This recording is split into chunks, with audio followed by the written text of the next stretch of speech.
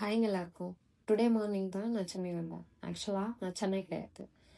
நான் எங்கன்னா Coimbatore. Not exact Coimbatore. Mettupalayam பக்கம் புகழூர். நிறைய பேருக்கு புகழூர் தெரியாது. இங்கே எதுக்கு வந்திருக்கேன்னா 2 இயர்ஸாக நான் சென்னையில் ஒர்க் பண்ணுறேன். ஓகே, வந்ததும் கொஞ்சம் ரெஸ்ட் எடுத்துட்டு அப்புறம் பசிக்கும்ல, ஸோ ஏதாச்சும் ஒன்று செய்யலான்னு சொல்லிட்டு ஸ்டார்ட் பண்ணிட்டேன். ஆக்சுவலாக எனக்கு குக்கிங் சுத்தமாக தெரியாது. பட் நமக்கு தான் யூடியூப் இருக்கே. யூடியூப் பார்த்து எல்லாமே கற்றுக்கலாம். ஈவன் படிக்கிறதாலும் சரியோ, குக்கிங் சரி, A to Z நிறைய விஷயத்த நம்ம யூடியூப்ல இருந்து கற்றுக்கலாம். ஸோ அந்த மாதிரி நான் கற்றுக்கிட்டது தான் கொஞ்சமாக சமையல் எப்படி செய்யறதுன்ட்டு. ஸோ டுடே நான் செஞ்சது தான் முருங்கைக்காய் கிரேவி. எத்தனை பேருக்கு முருங்கைக்காய் பிடிக்கும் தெரியாது. பட் எனக்கு முருங்கைக்காய் ரொம்ப பிடிக்கும். எங்கள் அம்மா கிரேவியாட்டம் செய்வாங்க. ஸோ அதுதான் நான் இன்னைக்கு ட்ரை பண்ணியிருக்கேன். எங்கள் அம்மா அளவுக்கு வரலன்னா கூட பரவாயில்ல, கொஞ்சமாக நான் சாப்பிட்ற அளவுக்கு அந்த டேஸ்ட்டு இருக்கு, எனக்கு அது போதும்.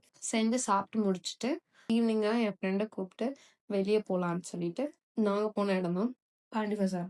பாண்டி பஜார் போயிட்டு கொஞ்சமாக பிக் எடுத்துட்டு அதுக்கப்புறம் பசிக்கும்ல, போய் சாப்பிட்டுட்டு கரெக்டாக 12 o'clock நாங்கள் போன இடம் கத்திப்பாரா.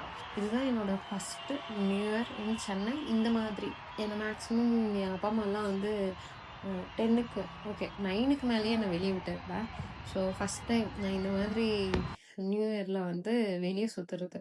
ஸோ கத்திப்பாறை போனோடனே எல்லாமே செம்ம க்ரௌடு, செம்மையாக கத்திட்டு என்ஜாயாக இருந்தாங்க.